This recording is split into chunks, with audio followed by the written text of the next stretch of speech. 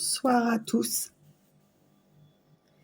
J'espère que vous allez bien. Ici c'est Pandore. Donc il me reste 2 signes à faire pour la pleine lune en Vierge là du 14 mars, associée à une éclipse lunaire.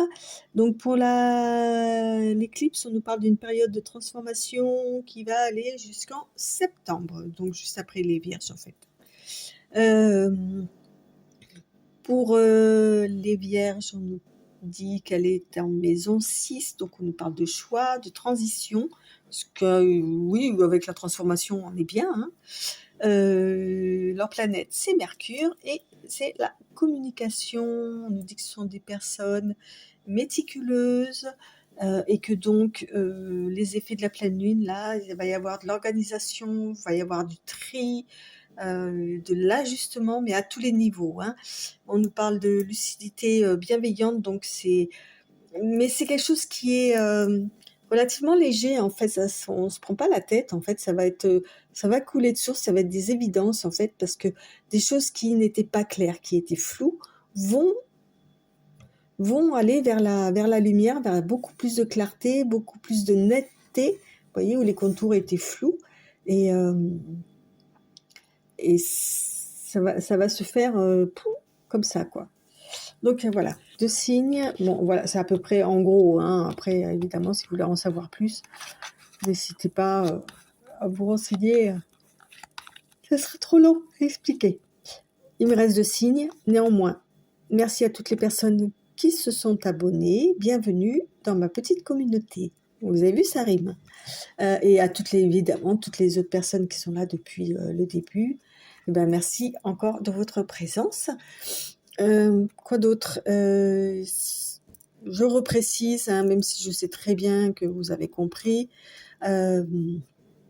pour ceux qui peuvent arriver, qui comprennent pas les systèmes des guidances, ce sont des guidances générales, donc ça ne parlera pas à tout le monde, et ça n'a rien à voir avec les guidances personnelles qui, là, vraiment, vous concernent vous. Là, on est sur un panel beaucoup plus large. D'accord? Donc, ne prenez vraiment que ce qui vous peut résonner en vous. Et donc, du coup, n'hésitez pas à aller voir aussi vos autres signes. Vous pourriez peut-être avoir des informations plus abouties aussi, finalement, l'un dans l'autre. Allez, hop, 1, 2, celle-ci. Alors, nous sommes avec la Lune. Bah, ça tombe bien. Donc, il me semble que la Lune, c'est les Poissons.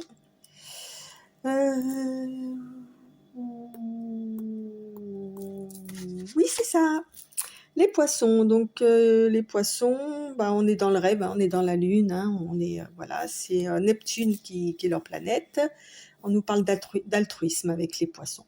Voilà, je ne vais pas en dire plus, ça ne sert à rien. On n'est pas là pour ça, et puis ce serait trop réducteur de commencer à dire des choses pour finalement ne pas aller jusqu'au bout. Et après, évidemment, il y a l'ascendant qui compte et tout, donc... Allez, à la coupe, qu'est-ce qu'on nous dit? Ouh, il y a quelque chose qui se casse la figure. Oh là là, bah dis donc.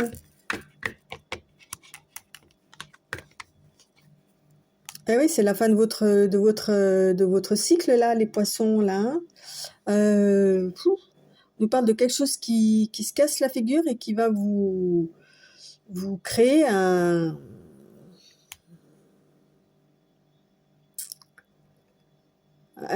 empêchement, quoi, hein, un empêchement de tourner en rond là. Hein, c'est comme là sur cette photo, si vous rebroussez chemin pour aller voir un peu qu'est-ce qui s'est cassé, pourquoi ça s'est cassé la figure, vous voyez. Et puis alors on y va en traînant la savate, hein, parce qu'on n'a plus l'énergie pour y retourner, mais on y retourne quand même.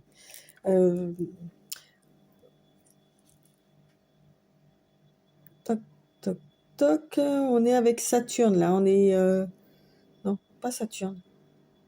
Si, Saturne. Je sais plus. On nous parle de décision, de réflexion. Ouais. C'est pas... C'est rare quand ça commence avec 2 cartes comme ça à la coupe. Hein.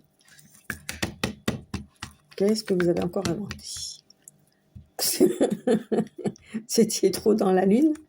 Hein? Vous n'avez pas vu que ça se cassait les figures et maintenant il faut voir les dégâts que vous avez causés. Les poissons. Ah bah dis donc, on nous parle de procès. On nous parle de vol-perte. Ah bah dis donc, abus de confiance et de trafic. Qu'est-ce que vous avez fait?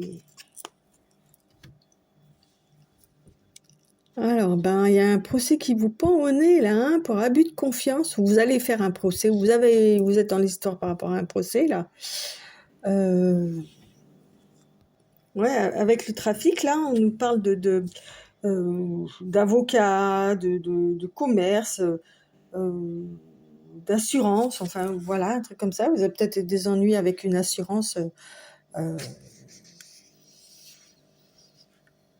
parce que vous avez eu un souci, là, la ruine, là, tout à l'heure, là, et ça se passe mal avec l'assurance, ou il y a des avocats, ou il y a un souci quelque part au niveau matériel, là, hein, je pense. Hein.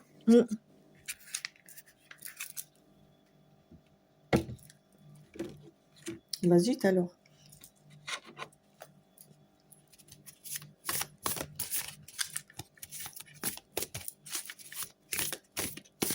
Il y a quelque chose qui a mal...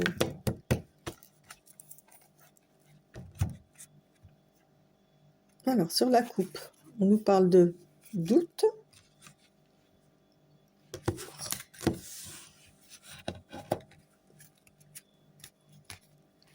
Oui, j'avais le couple, et ben, en fait, du coup, j'ai...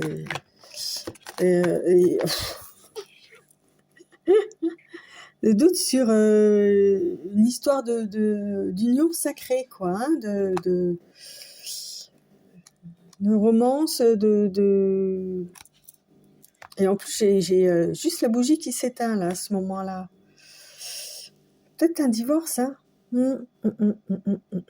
C'est ça, la ruine, hein. C'est peut-être le divorce, hein. Et... Waouh.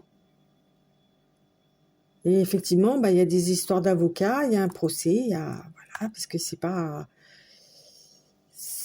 aussi simple que ça le devrait, quoi.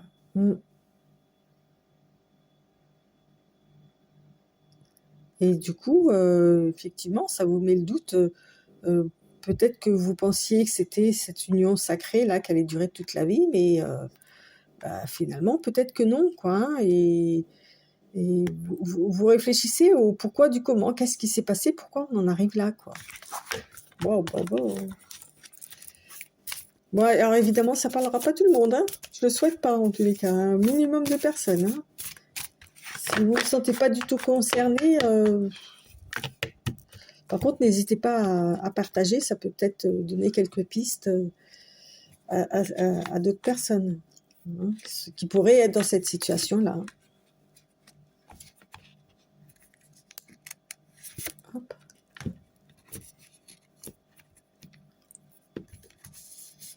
Et hop. Travail, les efforts, les finances. Ok. Et méfiance. Ouais, bah oui, on parle de doute, tout de méfiance, bah oui, quoi. Hein. On vous dit d'être prudent, de faire attention. Hein. Je pense que vous vous posez la question, tout à l'heure j'avais des doutes là. Si effectivement, si vous allez partir sur un procès ou pas. Vous avez un doute parce que ça va vous demander beaucoup de travail, beaucoup d'efforts. Ok, et ça vous demande beaucoup d'efforts d'oser y aller en fait, hein, d'oser avancer dans cette histoire-là. Ouais, vous demandez à quelle sauce vous allez être mangé, quoi. Hein.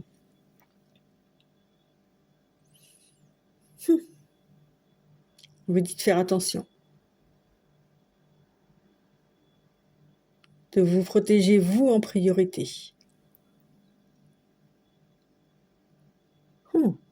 Dis donc.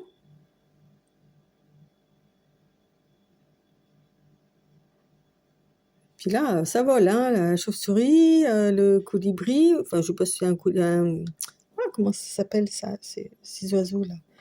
Oh, C'est pas un colibri, n'importe quoi. Un martin pêcheur, je crois.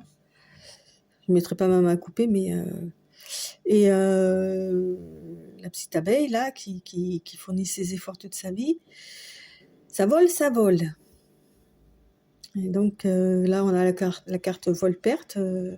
Ouais. Oh, bah, c'est pas très réjouissant, là, cette pleine lune, là, hein, pour les poissons. Qu'est-ce que vous avez fait? Qu'est-ce qui s'est passé? Pourquoi?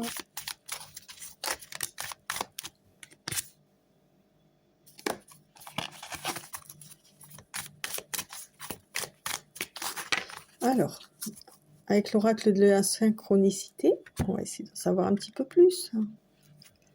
On nous parle de rebelle, ok.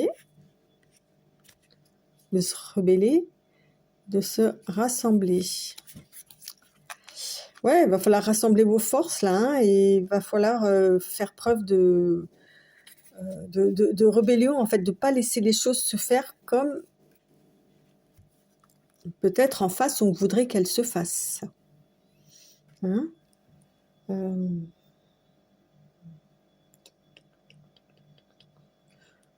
plus, vous avez le choix là, hein, 2 fois le choix là. Hein. Ouais. Va falloir, regardez, on a encore une bestiole là sur un papillon. Ouais, va falloir rassembler vos énergies, vos forces, et peut-être montrer un petit peu pas vous laisser faire, vous voyez, être un petit peu dans la rébellion, là. Hein.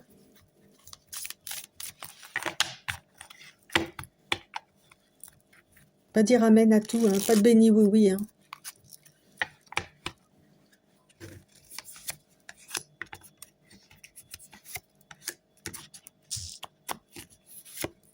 Alors, qu'est-ce qu'on a là? Imagination. La synchronicité, ok. La carte du jeu et la rivière. On vous dit d'écouter votre imagination là, ok, d'écouter votre intuition.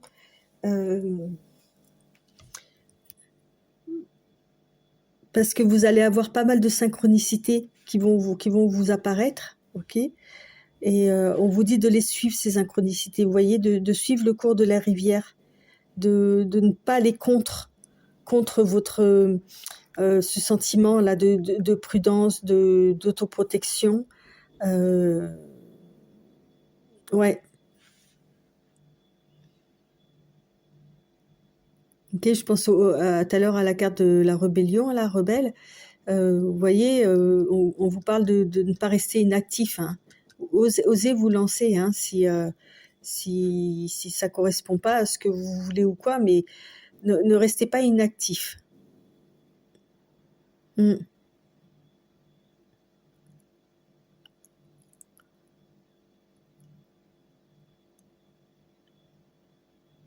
Peut-être essayer même de penser un petit peu avant, anticiper les choses.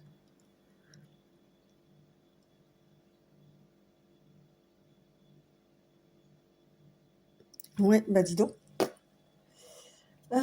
Alors, on va prendre un animal totem qui va vous accompagner là pour cette pleine lune.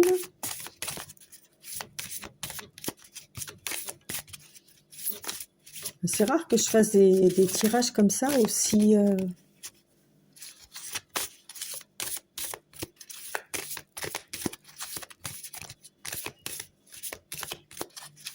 C'est stressant en fait.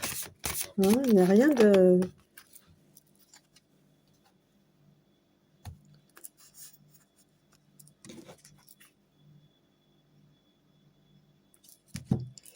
Ok.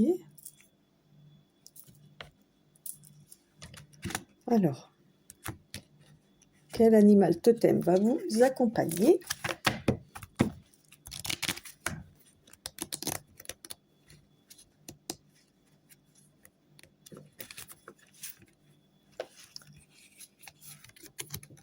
On nous parle du dauphin. Il y a qui? Il y a le chien qui voulait venir. Vous voyez, on parle de fidélité et de loyauté. Alors, le dauphin.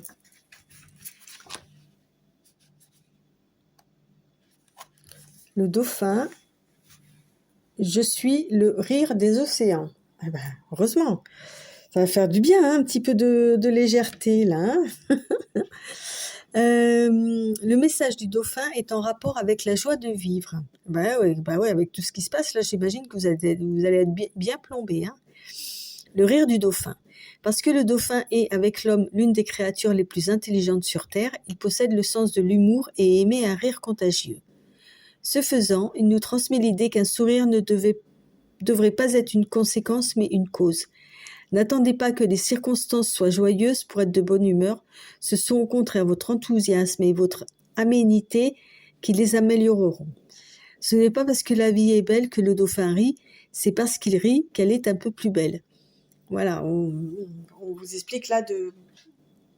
Et c'est ce que j'ai dit par rapport à la pleine lune, là, hein, que les choses ne peuvent paraître... ne seront pas aussi plombantes qu'elles peuvent le paraître. Groupe de dauphins. Comme ce mammifère aquatique nous le rappelle quand il voit des humains et joue auprès d'eux, il est important d'aller vers les autres, surtout s'ils sont très différents de nous, en se réjouissant de toute nouvelle rencontre et en essayant d'établir une communication joyeuse, parfois au-delà des mots, avec chacun. Aller vers autrui avec fraîcheur, curiosité, et trouver en tout être vivant un alter ego. Écoutez, je vous laisse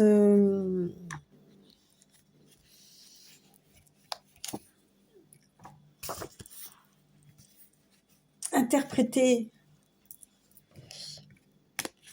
ce que vous raconte le dauphin. Je vous montre la carte parce qu'elle est vraiment très très jolie. On dirait qu'il a un tatouage tribal. D'ailleurs, ça parle de la tribu hein, au départ. Hein.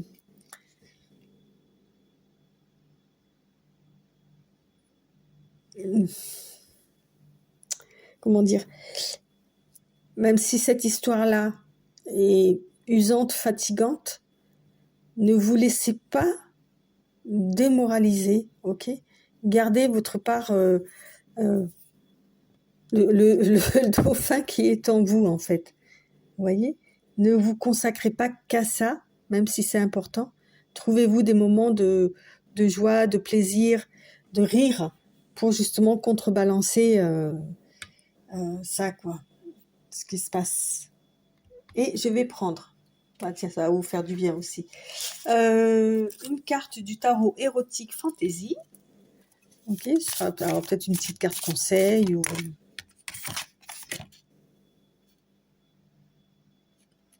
Ouais, il y a quelque chose là, on a l'arcane sans nom là qui vient de tomber. Quelque chose qui se termine, hein. Quelque chose qui se termine. Il y a une transformation en tous les cas.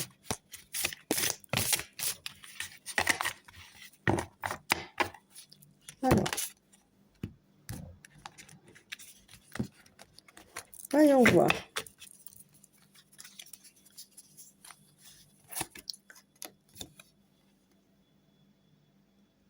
Le 8 de denier.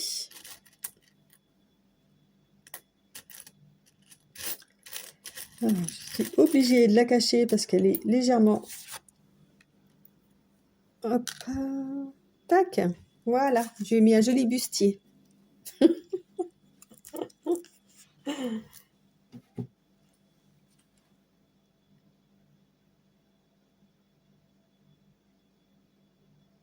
Alors, le 8 de denier, qu'est-ce qu'il nous raconte dans ce tarot? Parce que c'est pas tout à fait les mêmes explications. Alors, le 8 de denier... La confiance en soi. Ok. Trouver les moyens de créer la beauté en exploitant ses propres talents. Ça me fait penser un petit peu justement à ce que le dauphin nous disait, quoi. Hein, et de garder confiance et de garder le sourire. malgré ce qui se passe. OK. Voilà, mes poissons, bah, écoutez, allez voir quand même vos autres signes parce que là, c'était pas très réjouissant pour cette pleine lune, hein. Après voilà, c'est une histoire de 4-5 jours, donc les choses vont évoluer d'une façon ou d'une autre, quoi qu'il en soit. Donc sur ce, gardez espoir, gardez votre joie et haut les cœurs. Merci de votre écoute, merci pour vos partages, merci pour vos likes et à très, très bientôt. Bye bye.